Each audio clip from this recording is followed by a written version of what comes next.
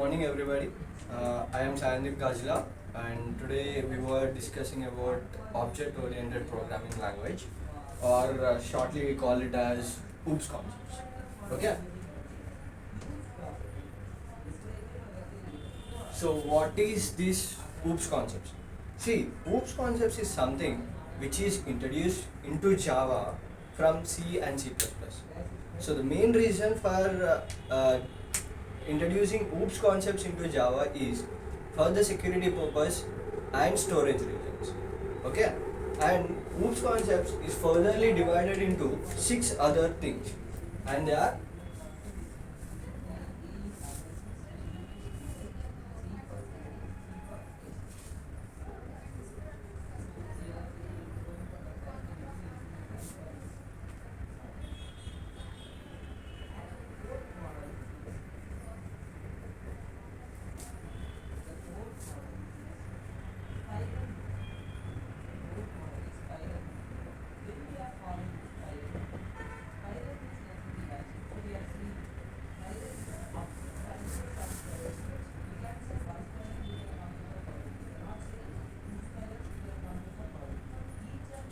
so these are the 6 concepts.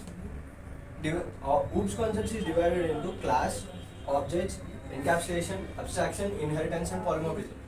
Every single concept has its own kind of behavior, and further it is divided into several types. Okay. Let me start this way. See, the main reason of object-oriented programming language is for the protection, or we call as security, and storage reduction. Okay, and every single concept of these having their own properties to help in security and to help in storage purpose. Okay, let's start with a class. Class is something which does not exist in the real world, but it is like a blueprint. By using class, we could able to write programs. Okay, you might notice whenever we start a program, we'll start writing with a class. We'll write a class name and we'll start writing a program. Okay, and object. Object is something which exists in the real world to solve certain problems. See, in object, like we'll write a class. In a class, we'll write an object, and we'll, with the help of the object, we will try to do some work which will be helpful to do or to complete some particular task. Okay, and when we go to the next topic, encapsulation is something which is used to like integrate all your objects or methods which you used in a program to a single unit. What exactly encapsulation do is, encapsulation will combine all your objects which you used in the program or methods which you used in the program into one single unit like a capsule. See, whenever you look at a capsule, you will be having two different parts, but it all will be in one tablet. Exactly like that, objects and methods or variables which you used in the entire program will combine together and will be stored in one unit. Okay, this is what encapsulation is. And now when you comes to abstraction, see, this is where the security enters into the program. See, in abstraction, let's go with an example. I created a website and which has some unique logic which I have written, and I don't want the user to know that logic. No, simply what I do is hide the logic, and I'll just provide the interface or user module to the user so that he could use the logic, but he don't know what the logic is. See, this is where abstraction come into the scene. Abstraction, what the work of the abstraction is, it will hide all the logic with us, and it will provide only interface, or just it will provide only what user need. The logic will be with us, so the logic cannot be changed or cannot be modified. This provide security. Okay, now let me talk about inheritance. Inheritance is a unique concept. The main reason why inheritance implemented into OOPS concepts is to reduce the storage. Okay, inheritance is something which is used to reduce the storage, and the definition of inheritance is used to acquire the properties of a parent class to a child class. Okay, see how inheritance works. Inheritance is further divided into two types.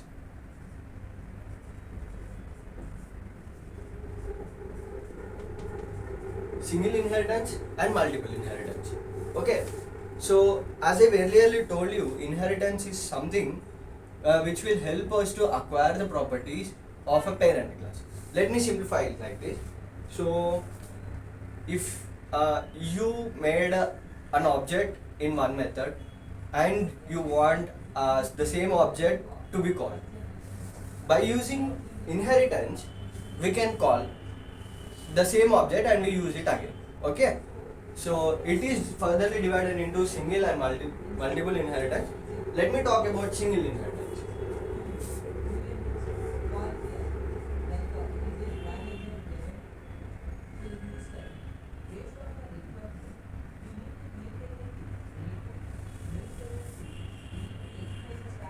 See, here in single inheritance we had a class which is parent or which is superclass. Okay, from this class I want to inherit some properties or some objects which I already mentioned. We'll directly use single inheritance where it will get the capabilities to acquire the properties. The properties will be called to the child or to the subclass and it will be used again. But when it comes to single inheritance, only one parent and one child must be there. So when it comes to a definition of a single inheritance, a property from a single parent class is called to a single child class. It will be called as a single inheritance. Okay, you could say that calling of an habit, like calling of an property from a parent to a child is called single inheritance simply. Okay, when you go to the next concept of multiple inheritance, simply another parent class appears. So now what happens is, now you could able to take the properties from both the parents. When you are having the capability to take the properties from both the parents or both the classes or both the super classes, then it will be called as multiple inheritance. Let me simplify it for you. See, let me take a real-time example. I am a person, I could able to take the properties of some of properties from my parents. So this is called as inheritance. When I acquire the properties of my father only from my father, now I will be called as a single inheritance because I am only acquiring the properties of one parent. Now if I acquire the properties of both my father and from my mother, now I will be called as multiple inheritance because I am taking properties from my father and from my mother. Concept is same, but you need to remember from how many classes it is taking the properties.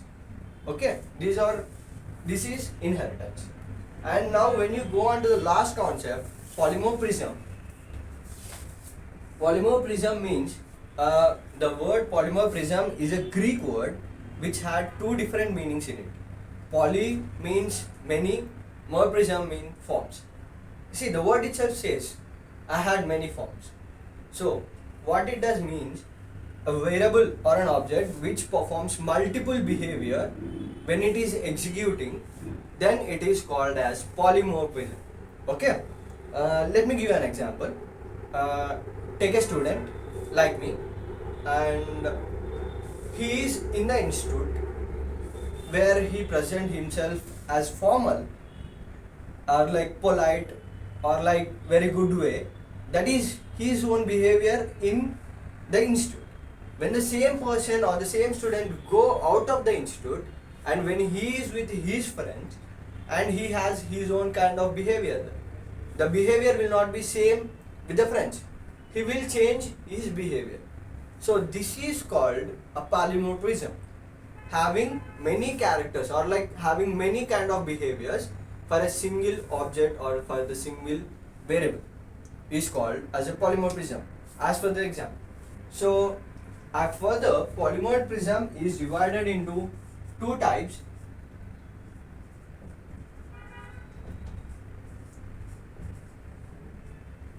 That is compile time polymorphism and runtime polymorphism. Okay. In compile time polymorphism, the memory is allocated at the compile time of a program. So when you are compiling, the program will be allocated. And when it comes to runtime polymorphism, the memory will be allocated at the runtime. Okay. For this, the method overloading and method overriding are the examples of polymorphism. Okay. So this is all about polymorphism and OOPS concept. If you had any doubts, just please comment and we'll be trying to figuring out.